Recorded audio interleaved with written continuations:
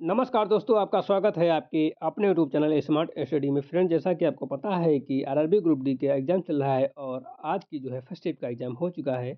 आज की first shift का एग्ज़ाम हो चुका है। इस क्लास में हम लोग देखने वाले हैं आरआरबी ग्रुप डी आज के फर्स्ट में पूछे गए रियल क्वेश्चन जीके, जीएस के और करंट अफेयर के। ठीक है, इस क्लास में हम लोग रियल क्वेश्चन देखेंगे, 100% ऑथेंटिक क्वेश्चन देखेंगे जो कि आज की फर्स्ट शिफ्ट में पूछे गए हैं। तो आज की क्लास को स्टार्ट करेंगे उससे पहले यदि आप लोग अभी तक स्मार्ट स्टडी यूट्यूब चैनल पर नए हैं और चैनल को अभी तक सब्सक्राइब नहीं किया है तो प्लीज़ चैनल को सब्सक्राइब कर लीजिए, बेल आइकन को प्रेस कर लीजिए ताकि आने वाली वीडियो का नोटिफिकेशन सबसे पहले आप लोगों को मिल सके। जो लोग अभी तक स्मार्ट स्टडी के ऑफिशियल टेलीग्राम चैनल को ज्वाइन नहीं किए हैं, प्लीज़ टेलीग्राम चैनल को ज्वाइन कर लीजिए। टेलीग्राम चैनल की लिंक जो है आपको डिस्क्रिप्शन बॉक्स में मिल जाएगी। लिंक पर क्लिक करके आप लोग जरूर जुड़िए। वहाँ पर जो है आपको क्लास की नोट्स और पीडीएफ प्रोवाइड कर दी जाएंगी। ठीक है, तो बिना टाइम वेस्ट के आज की क्लास को हम स्टार्ट करेंगे और पहला क्वेश्चन आ रहा है स्क्रीन पर। ये सारे क्वेश्चन जो हैं ये 100% रियल क्वेश्चन है और आज की फर्स्ट में पूछे गए क्वेश्चन है। ठीक है बच्चों, तो पहला क्वेश्चन आ रहा है स्क्रीन पर कि राष्ट्र विज्ञान एवं प्रौद्योगिकी संस्थान कहाँ स्थित है? Where is the national institute of science and technology located? Bhubaneswar, Berhampur या राउरकेला या फिर ऑप्शन नंबर डी है कटक। तो इसका जो सही जवाब बच्चों है ये स्थित है बेरहामपुर में। ठीक, कहाँ स्थित है? बेरहामपुर में। ऑप्शन नंबर बी करेक्ट है। राष्ट्रीय विज्ञान एवं प्रौद्योगिकी संस्थान उड़ीसा के बेरहामपुर में स्थित है। यह प्रमुख तकनीकी संस्थान क्या है? प्रमुख तकनीकी संस्थान है। यह इंजीनियरिंग शिक्षा प्रदान करता है। यह केंद्र सरकार द्वारा मान्यता प्राप्त है और पूर्वी भारत का प्रमुख संस्थान माना जाता है। प्रतियोगी परीक्षा में अक्सर प्रश्न पूछा जाता है, जैसे कि आज यहाँ पूछा गया है। बच्चों, अगला क्वेश्चन है कि भारतीय बैंकों की विदेश में सर्वाधिक शाखाएं किस देश में हैं? भारतीय बैंकों की विदेशी शाखाएं सर्वाधिक किस देश में हैं? अमेरिका, ब्रिटेन, संयुक्त अरब अमीरात या सिंगापुर में? तो बच्चों इसका जो सही जवाब है वो ऑप्शन नंबर बी है। सर्वाधिक शाखाएं जो है ब्रिटेन में है। भारतीय बैंकों की सर्वाधिक शाखाएं ब्रिटेन में है। लंदन एक वैश्विक वित्तीय केंद्र है। क्या है? लंदन एक वैश्विक वित्तीय केंद्र है। भारतीय व्यापारिक गतिविधियां वहाँ अधिक हैं। एसबीआई यानी state bank of India, PNB यानी पंजाब नेशनल बैंक जैसी बैंकों की शाखाएं वहाँ हैं और यह बैंकिंग विस्तार का प्रमुख केंद्र है। अर्थव्यवस्था से जुड़ा महत्वपूर्ण तत्व था। ठीक है बच्चों, तो इसका जो सही जवाब है बच्चों, उसका सही जवाब है ऑप्शन नंबर बी, ब्रिटेन में। ठीक है, जितने भी बच्चे करके आए अपने आपको एक नंबर ले लीजिए और पास हो गए एक नंबर देकर। ठीक है, इस क्वेश्चन में अगला क्वेश्चन बच्चों चल रहे हैं कि जियो के क्लोन तैयार करने की वैज्ञानिक पद्धति क्या कहलाती है? जियो के क्लोन तैयार करने की वैज्ञानिक पद्धति क्या कहलाती है? म्यूटेशन, टिश्यू कल्चर या सोमैटिक सेल न्यूक्लियर ट्रांसफर या फर्टिलाइजेशन? तो बच्चों इसका जो करेक्ट जवाब ऑप्शन नंबर सी क्या है? Somatic cell nuclear transfer. Option number C is correct है। क्लोन बनाने की विधि को सोमैटिक सेल न्यूक्लियर ट्रांसफर कहते हैं। इस विधि से डाली भेड़ का क्लोन बनाया जा गया था और इसे शरीर की कोशिका का नाभिक उपयोग होता है। यह जैव उपयोगिता की उन्नति तकनीकी है। इसका उपयोग जो है अनुसंधान में होता है। बच्चों option number C is correct है। बच्चों नेक्स्ट क्वेश्चन पे चलते हैं। संघ लोक सेवा आयोग के अध्यक्ष एवं सदस्य का कार्यकाल कितना होता है? बच्चों दोनों का पूछा गया है। संघ लोक सेवा आयोग के अध्यक्ष और सदस्य का कार्यकाल पूछा गया। 5 वर्ष, 6 वर्ष से 65 वर्ष तक की आयु तक या 4 वर्ष या आजीवन? बच्चों तो इसका सही जवाब है ऑप्शन नंबर बी, 6 वर्ष या 65 वर्ष तक होता है। या तो 6 वर्ष का कार्यकाल होता या तो आयु की मतलब एज जो है 65 साल जिस दिन हो जाएगी उस दिन रिटायर हो जाएंगे वहां तक हो सकती है। ठीक है, तो बच्चों इसका सही जवाब 6 वर्ष या 65 वर्ष आयु तक। अगला क्वेश्चन है यूपीएससी अध्यक्ष, मतलब इसी का डिटेल्स क्वेश्चन है। यूपीएससी अध्यक्ष और सदस्यों का कार्यभार लगभग 6 वर्ष का होता है या 65 वर्ष की आयु तक, जो पहले हो या प्रावधान संविधान में दिया गया है। उनकी नियुक्ति राष्ट्रपति द्वारा की जाती है। आयोग की स्वतंत्रता सुनिश्चित की गई है और यह भारत की प्रमुख संवैधानिक संस्था है। मतलब कि यदि आपकी 5 वर्ष से पूरी हो गई है, मतलब 5 वर्ष से आप यूपीएससी में अध्यक्ष पद पर हैं या सदस्य हैं और आपकी आयु जो है 65 वर्ष हो गई है, तो 5 वर्ष में ही रिटायर हो जाओगे।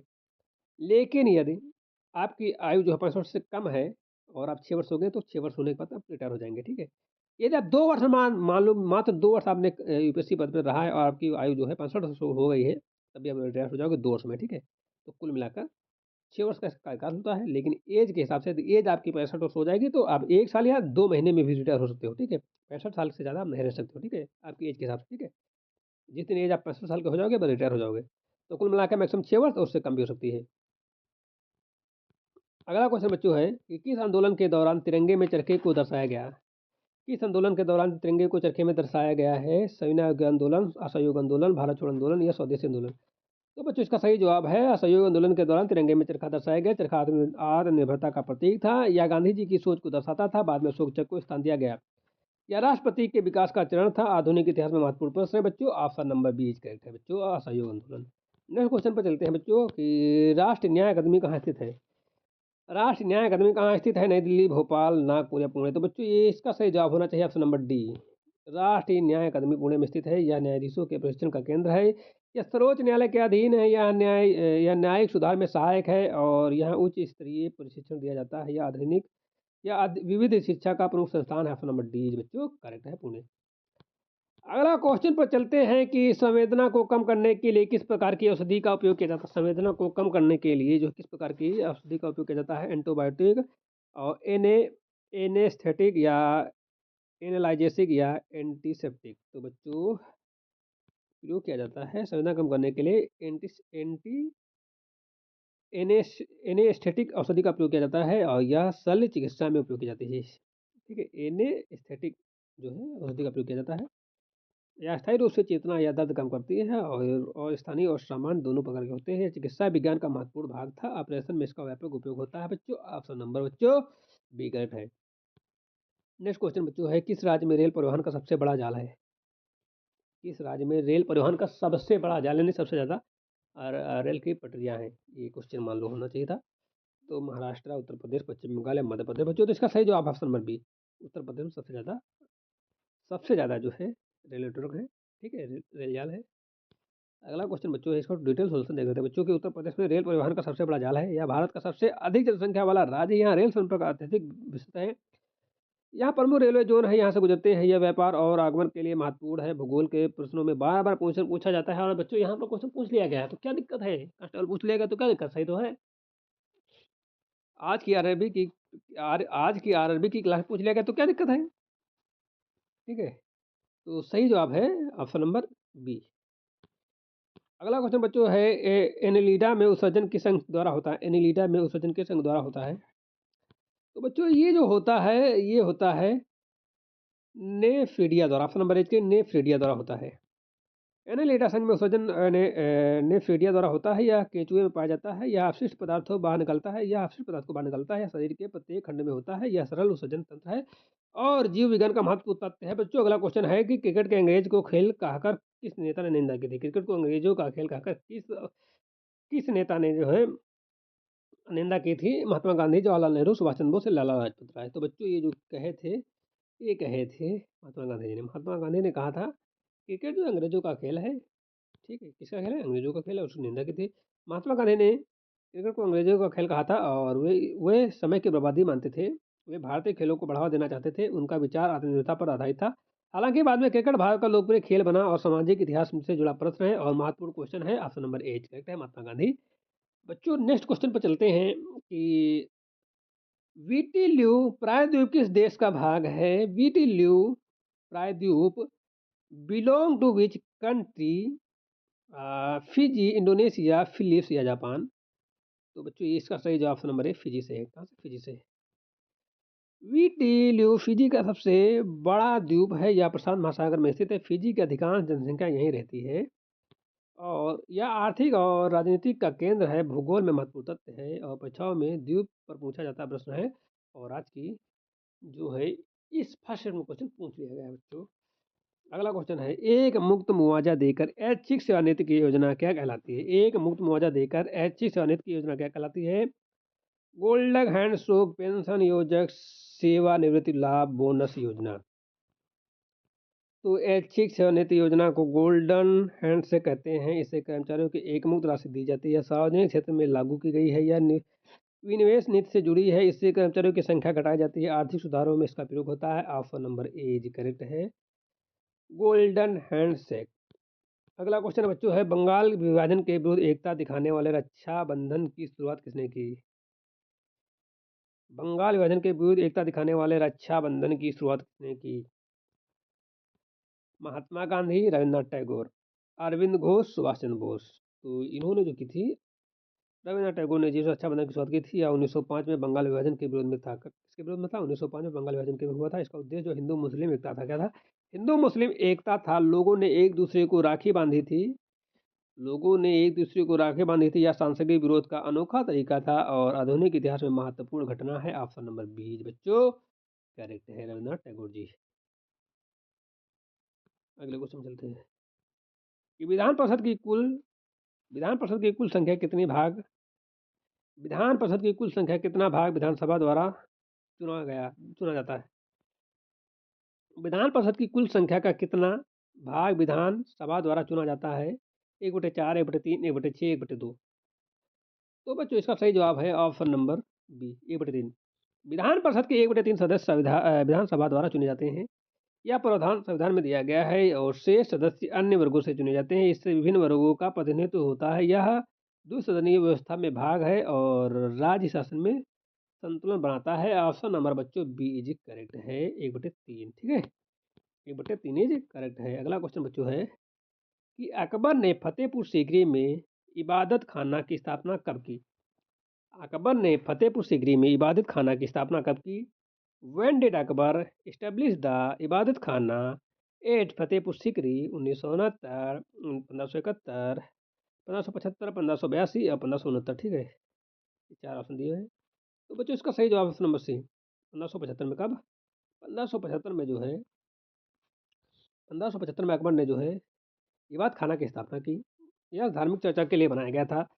यहाँ विभिन्न धर्मों के विद्वान आते थे और अकबर की धार्मिक सहिष्णुता झलकती है और यहीं से दीन इलाही की शुरुआत हुई और मुगल इतिहास में इसका विशेष स्थान है। अगला क्वेश्चन बच्चों है कि बेस्ट बेकरी कांड गुजरात के किस शहर में हुआ? बेस्ट बेकरी कांड गुजरात के किस शहर में? अहमदाबाद, वडोदरा, सूरत या राजकोट? तो बच्चों ये हुआ था वडोदरा में, गुजरात के वडोदरा में हुआ था। बेस्ट बेकरी कांड बड़ोदरा में हुआ था। यह 2002 से गुजरात दंगों से जुड़ा था और यह मामला न्यायिक स्वास्थ्य का प्रश्न उठा और बाद में केस मुंबई स्थानित हुआ। यह मानव अधिकार से जुड़ा महत्वपूर्ण मामला है और सामाजिक सामान्य ज्ञान में पूछा जाता है और यहाँ भी पूछ लिया गया। ऑप्शन नंबर बी करके बच्चों। अगला क्वेश्चन बच्चों है ईसाई धर्म और यहूदी धर्म का उदय किस देश में हुआ? ईसाई धर्म और यहूदी धर्म का उदय किस देश में हुआ? मिस्र, इराक, इजराइल, रोम? तो बच्चों इसका सही जवाब है इजराइल। ठीक है, यहूदी धर्म का वो उदय प्राचीन इजराइल में हुआ। ईसाई धर्म भी इसी क्षेत्र से विकसित हुआ। ईसा मसीह का जन्म यही हुआ था। दोनों धर्मों में एकेश्वरवाद पर आधारित है और इनका ऐतिहासिक और धार्मिक महत्व है। यह क्षेत्र पवित्र भूमि मानी जाती है। तो बच्चों ऑप्शन नंबर सी करेक्ट है। अगला क्वेश्चन है बच्चों कि कोझिकोड बंदरगाह किस राज्य में स्थित है? तमिलनाडु, कर्नाटक, केरल, आंध्र प्रदेश? कोझिकोड बंदरगाह किस राज्य में स्थित है बच्चों? तो ये सही जवाब है ऑप्शन नंबर सी, केरल में। कोझिकोड बंदरगाह केरल राज्य में स्थित है। ऐतिहासिक व्यापारिक केंद्र है। यहाँ वास्को डी गामा भारत आया था। यह अरब व्यापारियों से जुड़ा था और मामलों के व्यापार के लिए प्रसिद्ध था। आज भी इसका ऐतिहासिक महत्व है। अगला क्वेश्चन बच्चों है, इसका सही जवाब क्या है? इसका सही जवाब बच्चों ऑप्शन नंबर सी, केरल। ठीक है, अगला क्वेश्चन बच्चों है कौन सा पोषक तत्व त्वचा के नीचे जमा होकर शरीर की ऊष्मा को बाहर जाने से रोकता है?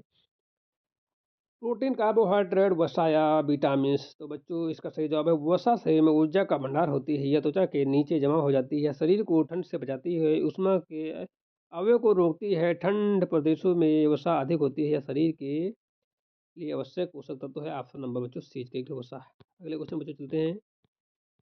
भारत का तीसरा सर्वोच्च राष्ट्रमान कौन सा है? भारत का तीसरा सर्वोच्च राष्ट्रमान कौन सा? भारत रत्न, पद्म भूषण, पद्म विभूषण, पद्म श्री? तो बच्चों इसका सही जवाब है भारत में सर्वोच्च नागरिक सम्मान जो है पद्म विभूषण तीसरा। ठीक है, दूसरा कौन सा है?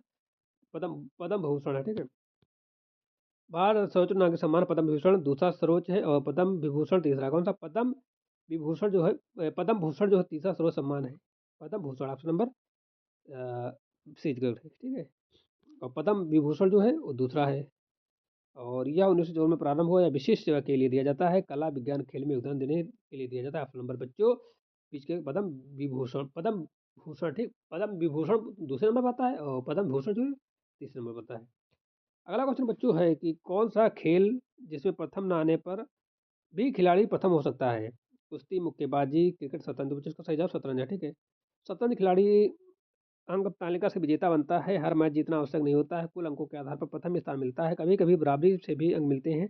रणनीतिक नियंत्रण महत्वपूर्ण होती है और प्रथम स्थान न आने पर भी खिलाड़ी विजेता हो सकता है। अगला क्वेश्चन है वह कौन सा खेल है जिसे प्रथम न आने पर भी खिलाड़ी प्रथम हो सकता है? अभी हमने बताया है आपको कि शतरंज होता है। अगला क्वेश्चन बच्चों है कि बीम कन्फ्यूशस ने किन धातुओं के सिक्के चलवाए? तो उन्होंने चलवाए थे सोना और तांबा के, ठीक है।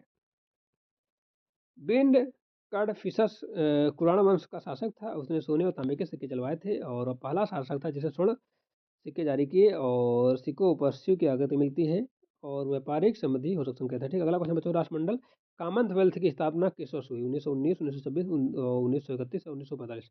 इसका सही जवाब 1931 में। राष्ट्रमंडल खेलों की स्थापना जो 1931 में हुई थी। राष्ट्रमंडल खेलों की स्थापना 1931 में हुई थी और वेस्टमिंस्टर अधिनियम में से बना ब्रिटिश साम्राज्य के देशों का संगठन है और भारत इसका सदस्य है। इसका इसका उद्देश्य जो है असहयोग और समानता है और मुख्यालय कहाँ है? लंदन में है, ठीक है। तो बच्चों आज की क्लास को हम यहीं पर विराम देते हैं। यदि आपको क्लास अच्छी लगी हो तो लाइक कर देना, चैनल पर नए हो तो सब्सक्राइब कर दीजिए, बेल आइकन को प्रेस कर दीजिए ताकि आने वाली वीडियो का नोटिफिकेशन सबसे पहले आप लोगों को मिल सके, ठीक है। तो मिलते हैं एक नई क्लास के साथ, तब तक के लिए जय हिंद।